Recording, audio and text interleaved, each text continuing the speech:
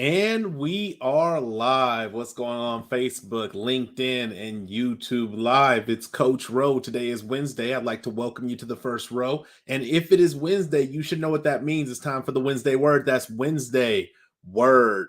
Jumping straight into it. Tonight's topic is the curve.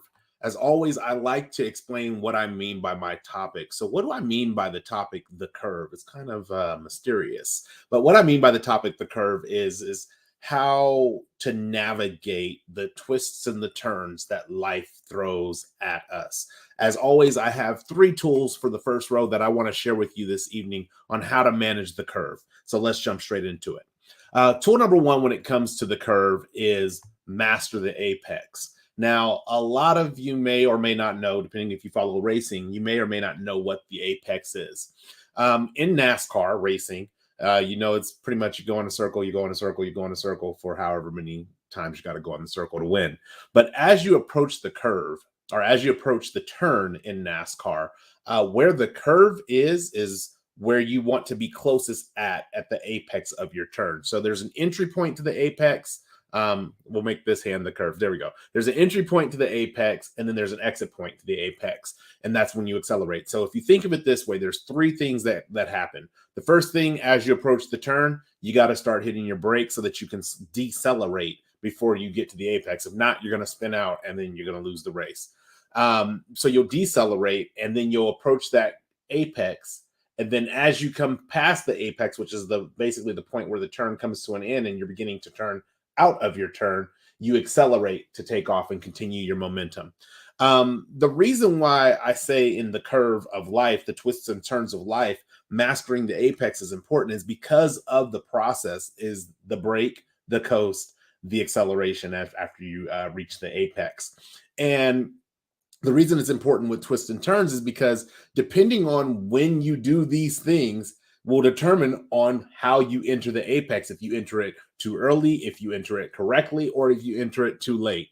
And all those things have different outcomes. If you enter the apex too early, like I started slowing down too early, now I have to pick up speed to get to where I really wanted to get to. And unfortunately, you're going to come somewhere in the corner in the apex of that turn. And you might even, unfortunately, go off track, depending on how you're doing, what you're doing in your life.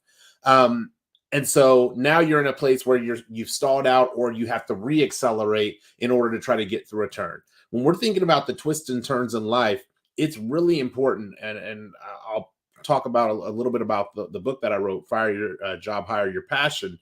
It's really important to understand how you're going to get into the apex. The reason being is because if you go into the apex with too much momentum, if you go into the curve of life and the twists of turn in life with too much momentum, you're going to spin out, and you're going to spend time trying to do a 16-point turn to turn around in traffic and get yourself going in the right direction again. However, if you thank you, appreciate it. Hey, Shannon, welcome. But however, if you go in too late, what may happen is you still may spin out because you're going in so late that you're carrying too much momentum. So think about when you have sometimes roadblocks in life. Let's say the roadblock, we'll just use theories. The roadblock is a brick wall, and you have to get around or through this brick wall. If you go into that brick wall full speed, you're going to total your vehicle. You're going to total your body. You're going to total the opportunity if that brick wall is an opportunity. So you have to kind of decelerate a little bit so you can do the things necessary to maneuver either around or through that wall. The same thing happens when we enter into the apex, or if we don't master the apex and we enter into that apex late. We're coming in with so much heat and so much momentum that we're not operating on the fundamentals of the brake, coast, accelerate.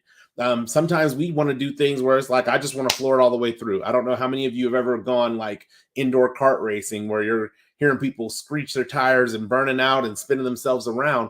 It can be either a fun experience or a frustrating experience, all based upon how you choose to enter the apex. And in life, our experiences can either be fun, they can be educational, they can be empowering, or they can be frustrating, and they can feel like what do they call it? I think it's pitfall after pitfall after pitfall after pitfall.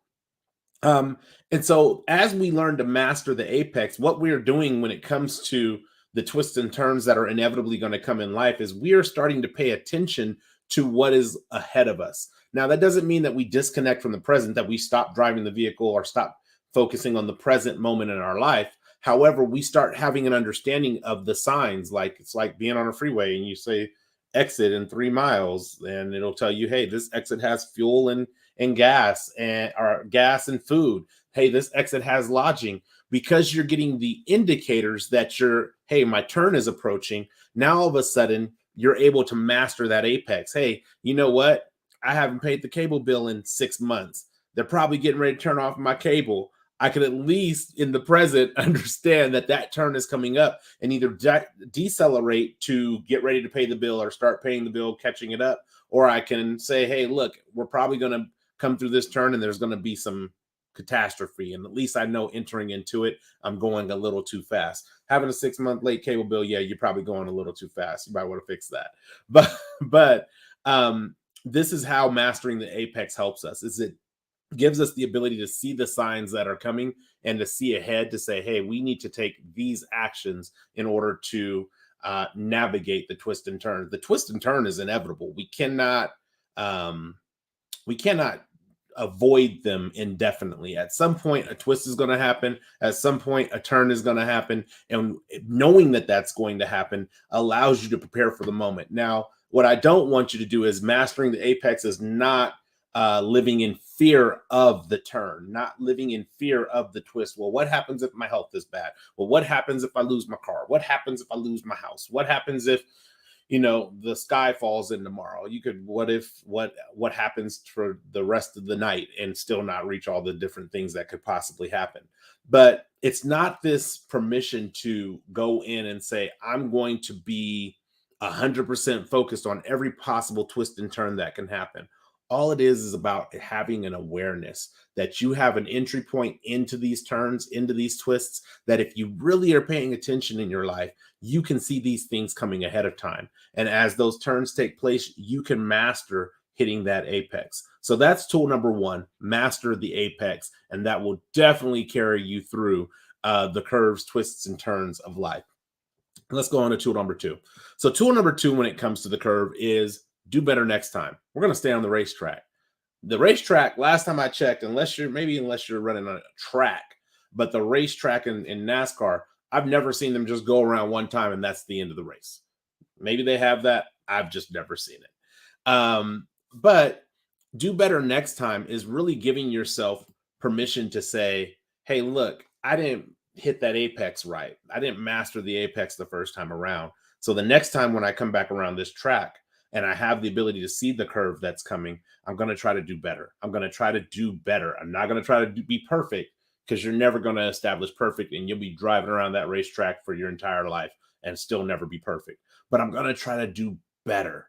And in doing better, what it does is it allows you to recognize the seasonality of curves.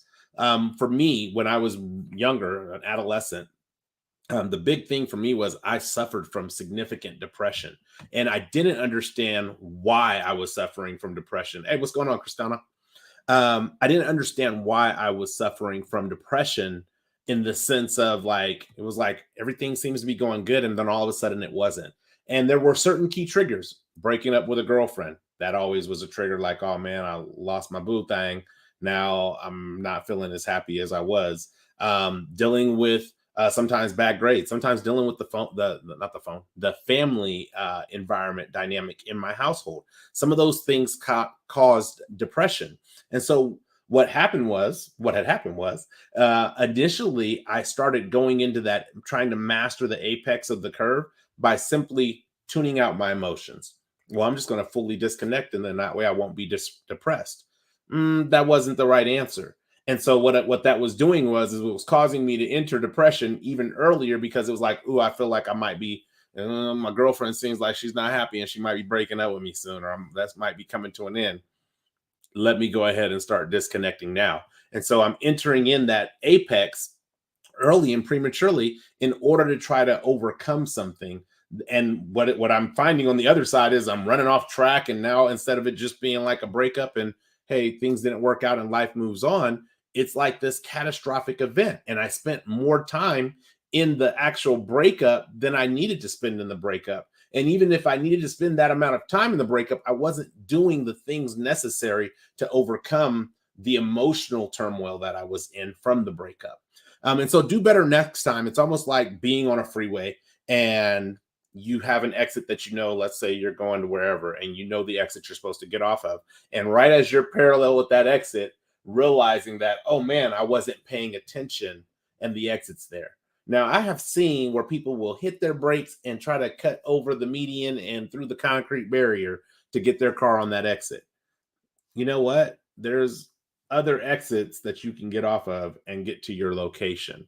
And when I say do better next time, it's about the next time you're on your way to that location, the next time you're coming to a curve or a twist and turn in life. Hey, maybe you made it out of this one, but it was a little rough for you to get out of that one. Do better next time. Trust me, there will be a next time. If there is not a next time, then you may not be here any longer because there will always be a next time. And certain things you can do. Plan your route ahead. With depression, I had to plan ahead that when I seen depression coming, I had to accept that it was coming and move through it, not simply try to avoid it, try to go around it, try to go under it, try to go over it. I had to accept that it was coming and that was an okay space or an okay place in my life for depression to exist. Nobody wants to be like, oh man, how are you today? Oh man, I'm depressed. Nobody wants to give that response. I get that aspect of it. However, not giving that answer doesn't mean that you're not depressed. How many times have you walked past somebody and they say, hey, how are you? And you say good, and they're already off on their way on their day, and they really didn't even listen to the answer you gave them. So not saying something about being depressed or not saying something about being emotionally compromised doesn't change the emotionally compromised state that we're in. Simply understand that taking another lap will allow you to do better next time. It doesn't mean you have to take that lap to depression right away. Well, let me get through this depression and go back in so I can do better. But realize each time you come around to this, the seasonality of it, do better the next time, and it'll allow things to move faster for you. And then last but not least, when it comes to the curve, is focus on the fundamentals. Man, going back to this mastering of the apex, mastering of the turn, mastering of the twist, going back to that, mastering the apex is about fundamentals. It's about brake, it's about coast, it's about accelerate. You master how you're going to brake, you master how you slow your vehicle down, you master how you slow yourself down, which in essence for us, when we are able to, through breathing techniques, through meditation, through just simple awareness to slow ourselves down, it actually slows time down around us. Not obviously time is a continuous constant flow, but our time to react, our time to make decisions, our time to engage, it slows that decision making process down for us to where we don't feel, oh, we're in a rush. Okay, turn's coming up, twist coming up. Okay, turn the wheel, and now your car's flipping all over the place because you slammed your wheel to the right and your car's just out of control. So mastering the fundamentals or focusing on the fundamentals, what it does is it takes our approach into this mastering of the apex one slice at a time. First, we're going to slow ourselves down. And then we're going to allow ourselves to not immediately step on the gas because we slowed down. We're going to allow ourselves to coast a little bit. And that coast portion is the moment where we get to begin to make our decisions. Slowing ourselves down is, hey, we see there's a turn coming up. Hey, I see there's a bad situation coming up. I'm going to go ahead and slow myself down because there's awareness to that. Now that I have awareness to that, I'm going to coast a little bit and try to make some decisions that are going to help me through this twist, that are going to help me through this adversity, that are going to help me through this turn. And then we're going to accelerate, because the one thing that I learned in being depressed is it is really easy to linger there. It's easy to linger there. You can slow down. You can make all the best decisions that you want to make to get out of it. But if you don't accelerate, you will linger. And if you linger, hey, what's going on, Rachita? If you linger, it's typically not in your best interest. And it is, unfortunately, in many cases, when we start talking about like suicide and things, it is people who have decided, I don't want to say decided, it is people who have allowed themselves to linger too long in a depressed state, and they don't see a way out of it. because they have yet to accelerate to get out of it. So the acceleration aspect is super important because that's like the actions that are picking back up your speed, picking back up your momentum, picking back up your emotions and saying, hey, look, it's okay that I have these and moving forward. It's the moving forward moment of the curve or the twists and turns that we experience in life. I think about how we learn things experientially. And I remember when I was younger, my father and I we would go fishing. And I remember when I first started going fishing, I wasn't really good at it. Like my dad was great; he could cast in any kind of direction, backhand, forward, underhand. It didn't matter. He's a genius when it comes to fishing. Um, but I remember for me, it was really hard in the beginning to like just simply cast and not end up in a tree. And then once I finally got that fundamental of casting to actually like, I want my lure to go over that log in that opening of water because I think there's a fish there. Then I had to learn the next part of what I was going to do once there was a fish on. And unfortunately, I didn't think that through. So the first couple of fish that I actually caught or didn't even catch because I didn't get them into the boat, the first couple of fish that bit on my bait, I pulled the hook out of their mouth because I was so excited. Oh man, I got a fish. Oh no, you don't, because you're pulling the hook out of the fish's mouth before the fish could even close its mouth. Um, but I think about how we learn like that, and focusing on the fundamentals is really about taking one step at a time. Okay, great. The fundamental of casting, getting the lure into the water, that's a good start. Now that I have that down and how to accurately get it to where I want it to go, now what do I do when a fish comes in? Okay, I need to make sure I give the fish time to take the bait so that I can set the hook. Now that I have that, what's the fundamentals now? Well, now I can't just crank the fish in. I have to take my time and give the fish some slack. Let the fish wear itself out if it's a really big fish. Reel down to the fish and then pull up, and then reel down and then pull up. All these things are fundamentals, and all those things, when you combine them together, they help master the art of catching fish. All the things that I've been talking about tonight are fundamentals when it comes to navigating the twists and turns of the curves of life. If you master, or I don't want to say master, if you focus on the fundamentals, each one at a time, not perfecting because you're never going to get there. Trust me, I've tried and tried and tried and I've lost sleep over trying to be perfect. You're not going to get there on the perfection kick. However, if you can master or do your absolute best on focusing on the fundamentals, what will happen is over time, as you approach curves, not even curves, you can approach curves that you are unfamiliar with, but you'll still be able to identify them as curves and then make the necessary adjustments based on your best guess from the fundamentals that you've been focused on. So that's what I have for you guys tonight when it comes to the curve. Really quick, going over the top 3 tools for the first row. Tool number 1 is master the apex, identify the correct entry and exit points of the curve, and then make your approach accordingly.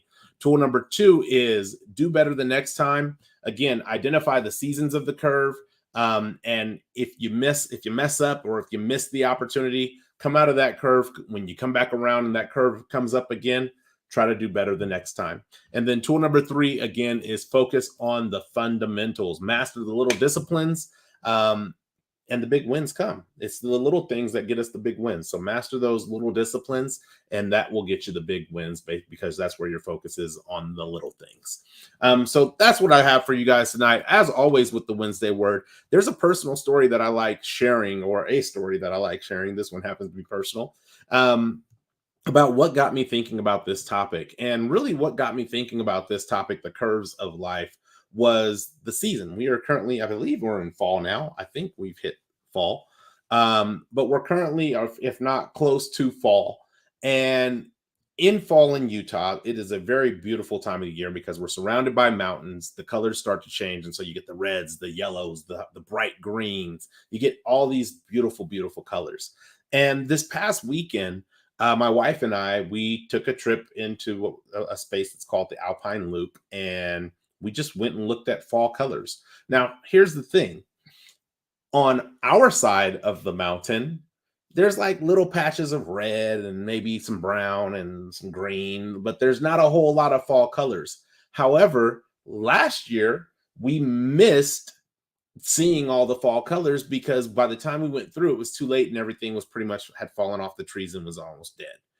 So this year, because I'm paying attention and it's my second time around this lap, or it's multiple times, I've been here for 5 years now, but it's this time around that I'm looking at it and I'm like, hey, the colors are starting to change on our side of the mountain. And the last time we waited for the colors to fully change on our side of the mountain, the colors that we wanted to see on the other side of the mountain were all dead and gone.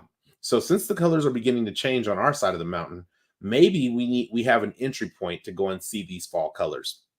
And so we go on this drive and we see some of the most beautiful fall colors that I've been able to see since I've lived in Utah. Um, and it was really nice to just like take a drive and be out in the air and see these colors. But in doing so, it just got me thinking about how, because I think maybe because the road was windy that we were on, it got me thinking about how often we have these signs or these indications that a turn is coming, that a change is coming, that a curve is coming.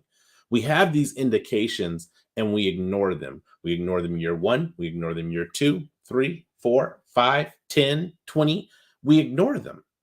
And then we wonder why, when we get out of the turn or out of the chaos, out of the curve, that we are experiencing such turmoil, and we experience loss or longing for the opportunity that we missed out on.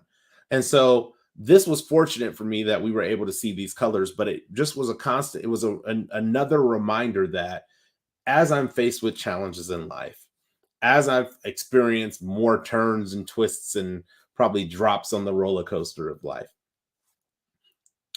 it's my responsibility to master to master the apex. So that way I'm choosing when I'm going to enter in based on the fundamental of slowing down. I'm making good decisions as I'm approaching the apex, as I coast to the apex. And then once I get to that apex, I'm accelerating out of that turn and out of that turmoil. It is critical for my mental health. It's critical for my physical health. It is critical, honestly, for my financial health to be able to identify these twists, these turns in life, and master overcoming them. So that's what I have for you guys tonight. I'm greatly appreciative of you guys tuning in live. I always appreciate when you guys rock with me live. Thank you, Shannon. Thank you, Cristano. Thank you, Rashida. I appreciate whoever else is on live that I may have missed. If you didn't put anything in the comment, I don't know you're there because I can't see. um, but thank you guys for tuning in live. As always, the next time you can actually find us on not the first row, but on the grind to find will be this upcoming, if I can get my technology to work, this upcoming Friday with Carolyn Michelle, the Grind to Find podcast at 4 p.m. Pacific Standard Time, 7 p.m. Eastern Standard Time. Then you can catch us. We were not able to be live due to weather conditions in Florida last night. But we were not able to be live last night for Carolyn Michelle and Billy Rowe Live, but we do have a topic we are coming with. It's already up because it was supposed to be this week's topic. And I can tell you, you need to be there for it because there's a lot of, I don't say it very often that you need to be there, but you need to be there for it because I feel like there's a lot of people that struggle with giving themselves grace. And then as always, you can find me here. Next Wednesday will be a Wednesday Word premiere. So that means it will be pre-recorded, but it'll be a Wednesday Word premiere, and that will be at 6:30 p.m. Pacific Standard Time, 9:30 p.m. Eastern Standard Time. Other than that, if you have not done so already, go and get your copy of Fire Your Job, Hire Your Passion, and the journal. I'm telling you now, this book is jam-packed with Wednesday Word all throughout. So I recommend going to firstrow.com. If you doubt that you might or might not be interested in it, go to firstrow.com, download the first chapter of the book. And when you do download that first chapter of the book, if you're not hooked, don't get the book. But if you are hooked, get the book. And then also get the accompanying journal with it, because there's exercises in there that are not in the book. And it's always, I mean, a lot of the people that I speak with that are successful in other areas in life, a lot of them journal. And so get you a journal so that you can start documenting your journey. And really, journals will help you in identifying the curves of your life. So that's all I have for you guys tonight. I thank you so much for tuning in with me live. Look at this. I think this is an early Wednesday Word getting done in 25 minutes. But I thank you guys for tuning in live. Until the next time, if you like this video, share it. If you share it, like it. I'm always happy to engage with you in the live chat, and I love engaging with you in the comments. After the first 7 days, however, though, if you're watching via the replay, we stop engaging in the comments because we move on to the next content. But until the next time, one love, peace, and God bless. Thanks for sitting on the first row.